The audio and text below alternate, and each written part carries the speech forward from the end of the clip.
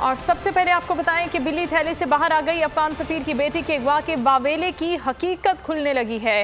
अफगान सदर अशरफ गनी के हुक्म पर पाकिस्तान से अपने सफीर समेत तमाम सिफारती अमला वापस बुला लिया। बहाना सिक्योरिटी का बनाया गया। सदर अशरफ गनी ने यह हुक्म दिया था और उन्हीं के हुक्म पर अफगानिस्तान के सफीर और तमाम सिफारती अमले को वापस काबुल बुला लिया गया है।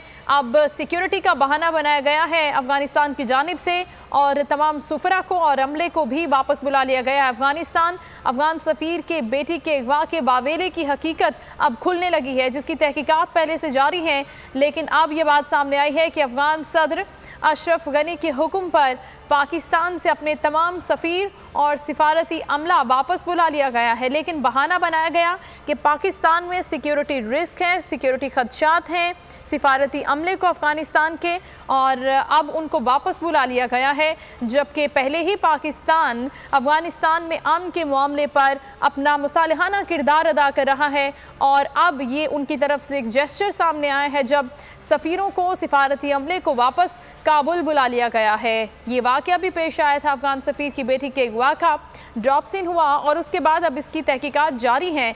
अफगान सदर अशरफ गनी के हुक्म पर पाकिस्तान से अपने तमाम सफीर और सिफारती अमले को वापस बुला लिया गया।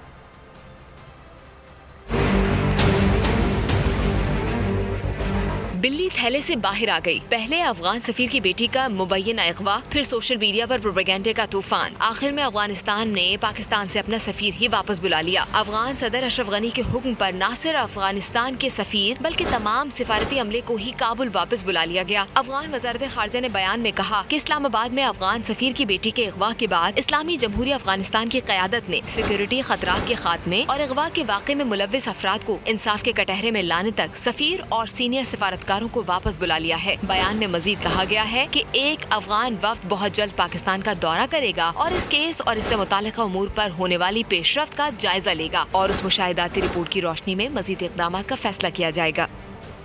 अफगानिस्तान की ताज़ा तरीन सूरत हाल, दाखिली और बैरूनी चैलेंजेस, मुल्क की सिक्योरिटी और कौमी सलामती उमूर जैसे चैलेंजेस पर नई कौमी हिकमत अमली की तैयारी। शहबाज अहमद से मजीद तफसीलात जानेंगे। शहबाज, बताएगा कौन ज़ेर गौर आए?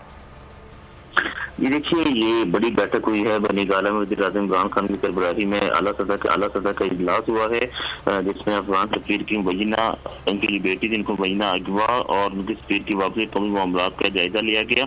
इस इजलास में सीनियर वफाकी वज़रा और सिक्योरिटी से मुताल्लिक़ हुक्काम जो है वो शरीक हुए।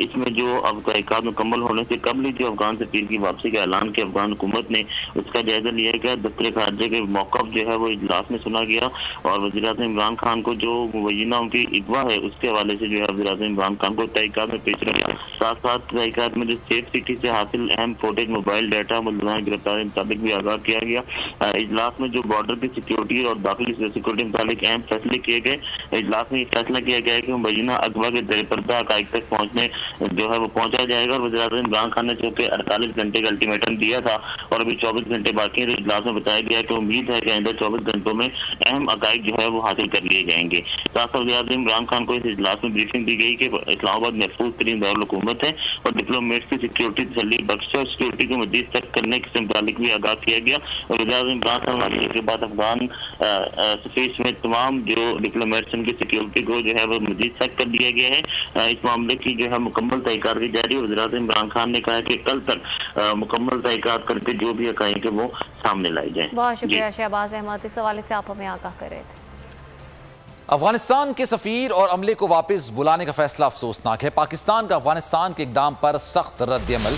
वज़ीर ख़ारजा शाह महमूद कुरैशी ने कहा कि वो आज सुबह अपने अफगान हम मनसब से इस मामले पर बात करेंगे। एक तरफ अशरफ गनी हम पर इल्ज़ामात लगा रहे हैं, दूसरी तरफ हमसे ताउन मांग रहे हैं। अफगान सफीर की बेटी के अगवा का ड्रामा, मुतासिरा लड़की तफ्तीशी टीम के सवालात पर तसल्ली बख्श जवाब न दे सकी। रावलपिंडी जाने की वजह बताने में भी नाकाम रही। अफगान सफीर की बेटी का मोबाइल फ़ोन तकनीकी तज्जिए के लिए भेज दिया गया, जबकि पुलिस ने वाक़े का मुकदमा दर्ज कर लिया। 2 अफराद को गिरफ्तार भी कर लिया गया।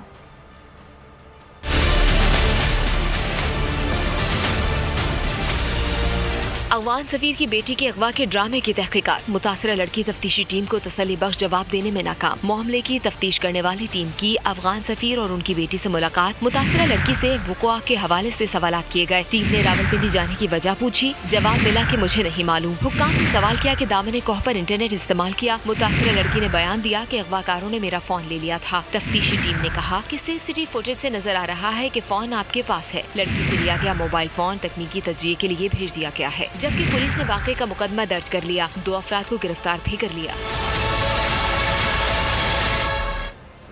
अफगान सफीर की बेटी के मुबैना अगवा में मुलव्वस मुल्ज़िमान 1-2 रोज़ में गिरफ्तार कर लेंगे। भारत ने मामले को बहुत उछाला। वफाकी वज़ीर दाखिला शेख रशीद ने कहा कि अफगान सफीर की बेटी घर से पैदल निकली, टैक्सी से खड्डा मार्केट पहुंची।